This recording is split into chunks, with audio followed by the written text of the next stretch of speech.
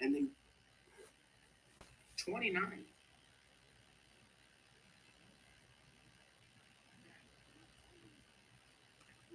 Rejecting all his verses. Messengers before you were also called liars.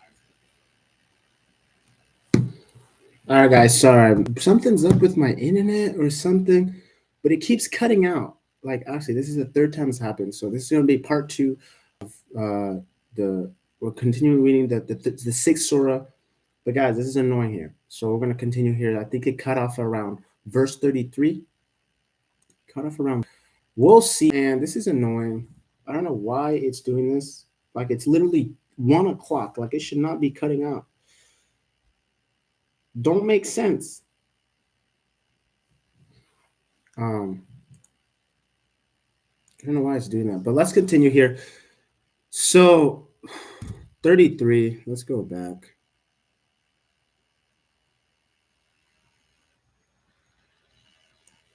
So, 34, messengers before you were also called liars, but they patiently endure rejection and harm until our help came to them. No one can change all those words. You've already heard some of the stories of those messengers. If they're turning away is hard for you, then if you can find a tunnel into the earth or a ladder up to the sky to bring them a sign. If Allah had wanted, He could have guided them all. So don't be among those who don't understand.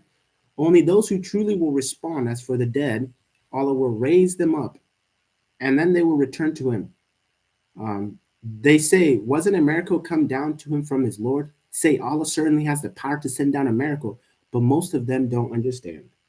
Every creature on earth and every bird flying with its wing is part of communities just like yours. We haven't left anything out of the book. Then they'll all be gathered back to the Lord. Those who deny our verses are deaf and mute, lost in darkness. Allah lets whoever He will lose their way, and He guides whomever He will onto a straight path. Interesting.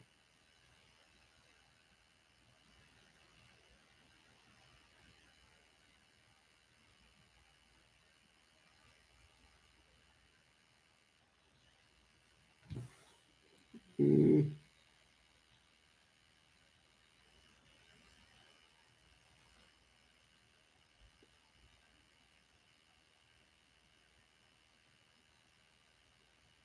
I don't know what's going on, y'all. Trying to check something. Give me one second. So we're on 40.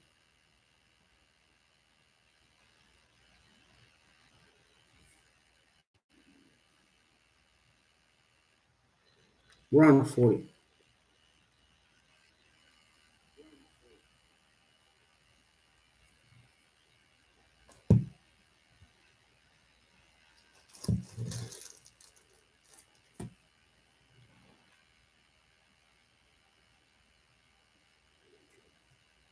Okay, so 40.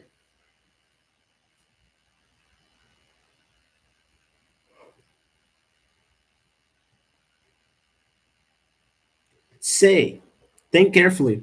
If Allah's punishment came to you, or the hour suddenly arrived, would you call on anyone other than Allah, even if you're truthful? No, you called Him only. Then, if He wished, He removed the trouble you called Him about, and you forget the partners you set up beside Him. We sent messengers to communities before you, and we tested them with hardship and suffering, so they may humble themselves. If only they humble themselves when our punishments came. But their hearts became hardened, and Satan made their actions seem good to them.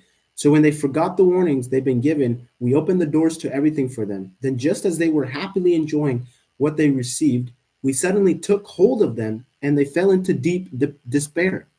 So the wrongdoers were completely wiped out. Praise belong to Allah, Lord of all the worlds. Say, think about this. If Allah took away your heart, your hearing, and your sight, and seal your heart, who other than Allah could give them back to you? See how clearly we explain our verses, yet they still turn away.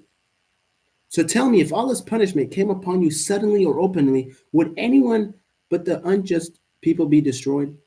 We send messengers only to bring good news and to warn them. So whoever believes and does good will have no fear, nor will they be sad. But those who reject our verses will suffer punishment because of the wrong they used to do. Say, I don't tell you that I have all his treasures, nor that I know the unseen, nor do I say to you that I'm an angel. I only follow what is revealed to me. Say, are the blind and the seeing equal? Won't you think about it? And warn with the Quran those who fear being gathered before their Lord. They'll have no protector or helper beside him. So so they may become mindful. Don't send away those who pray to their Lord morning and evening, seeking his face. You're not responsible for their deeds. They're not responsible for yours. If you send them away, you'll be among those who do wrong. This is how we test some people through others. So they say, are those who's the ones Allah has favored among us? Doesn't Allah know best who is truly thankful? 54.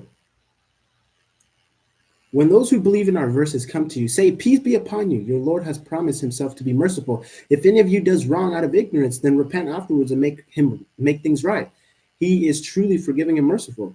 This is how we clearly explain our verses so that the path of the criminals becomes clear. Say,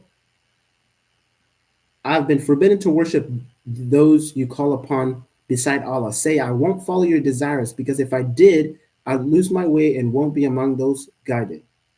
Say, I'm following clear proof from my Lord, yet you reject it. What you're rushing to see isn't any power. Judgment belongs only to Allah. He tells the truth, and he's the best judge. 58. Say, if you're rushing to we're in my power, the matter between you and me would already be settled. Allah knows best who does wrong. He holds the keys to the unseen. No one knows them except him. He knows everything on land and sea. Not even a leaf falls without his knowledge, nor a single grain hidden deep in the earth, nor anything fresh or dry except that is clear recorded in a book. He is the one who takes your soul at night and knows everything you've done during the day. Then he wakes you up again until your set time arrives. After that, you'll return to him and he'll show you clearly everything you used to do. He's the supreme power over his servants. He sends angels to watch over you until death comes to one of you. Then our angels take that person's soul and they will never fail in their duty. 62. Then everyone returns to Allah. Their judgments belong to him, and he is the swiftest in taking account. Say, who saves you from danger on land and sea when you call on him openly and secretly? Say, if he saves us from this, we'll definitely be thankful. Say, Allah saves you from this and from every trouble, yet afterward, you still worship others beside him. Say, he has power to send punishment upon you from above or beneath your feet, or to divide you into groups and make you taste each other's violence. See how clearly we explain our verses so they might understand. Your people reject this, even though it is truth. Say, I'm not a guardian over you. Every message has its set time, and soon you'll know. When you see people mocking our verses, turn away from them until they talk about something else. And if Satan makes you forget, then as soon as you remember, don't sit with those who do wrong. Those who are mindful of Allah aren't responsible for wrongdoers' actions at all. Their duty is only to remind them, so perhaps they'll become mindful too. Leave alone those who treat the religion as a game and amusement and who've been fooled by this worldly life, but remind with the Quran, lest a soul be ruined for what it has earned. Such a soul will have no protector or helper beside Allah. Even if it offers every possible payment, it won't be accepted. Those are the ones who's ruined themselves by their own actions. They'll have boiling water to drink and have a painful punishment because they refuse to believe. Say, should we call on something other than Allah, something that can't help or harm us, and turn back after Allah has? Should we become like someone lost on earth, confused, led astray by devils, while his friends call out to him, come to us, this is the right way? Say, Allah's guidance is the only true guidance, and we've been told to surrender ourselves to the Lord of all creation. And we've been told, pray regularly and be mindful of him. He is the one you all be gathered back to. He is the one who created the heaven and the earth with truth. On the day he says, be, It will be. His word is truth. All authority belongs to him. On the day the trumpet is blown, he knows everything hidden and everything open. He is the wise and fully aware. Remember when Abraham said to his father, Azarah, do you really take idols as gods? I see clearly that you and your people are lost. And this is how we showed Abraham the wonders of the heavens and the earth, so he could become one of those who are certain. When night covered him, he saw a star and said, this is my Lord. But when it said, he said, I don't love things that disappear. Then, when he saw the moon rising, he said, this is my Lord. But when it said, he said, if the Lord doesn't guide me, I'll definitely be one of those who lost their way. Then, when he saw the rising sun, he said, this is my Lord. This is even bigger. But when it set, he said, my people, I have nothing to do with things you worship besides Allah. I have turned my face completely toward the one who created the heavens and the earth, sincerely devoted to him alone, and I'm not one of those who worship others beside him. His people argue with him, but he said, are you arguing with me about Allah when he has already guided me? I'm not afraid of whatever you worship alongside him, unless my Lord wills something else. My Lord knows everything. Don't you remember? How could I fear the things you worship alongside Allah when you don't fear worshiping things without any proof given to you by Allah? So which side deserves to feel safe if you really know? Those who believe and don't mix their faith with wrongdoing, they're the ones who will have safety, and they're the ones truly guided. So we just read it, guys. Beautiful, beautiful, beautiful, guys. So that is Al Anam. Al Anam. I'm not sure if I'm pronouncing that right. I'm probably butchering it, but Al Anam, the sixth surah of the Quran. We went from, so guys, so I told you the video broke up. So this is part two of this is part two. So we went from 1 to 82. We went from 1 to 82. So this video is actually 33 to 82. So go listen to the previous video, part one, and that's 1 to 33. So thank you guys for tuning in and watching this. Again, guys, make sure y'all like, subscribe, comment, share, anything y'all can do, man. And we're gonna continue grinding here. We're gonna continue grinding here in the Quran, and I think it's gonna get pretty quick here. I think I heard that the way the surahs work is it goes from like the longest book or the longest surah. It goes from longest to shortest. So guys, we're actually tackling all the long surahs, and then here soon, it's going to start trickling down to 25 verses, 20 verses, 10 verses. It's just going to keep trickling down, and it's going to be kind of quicker to. It's going to be quicker to kind of.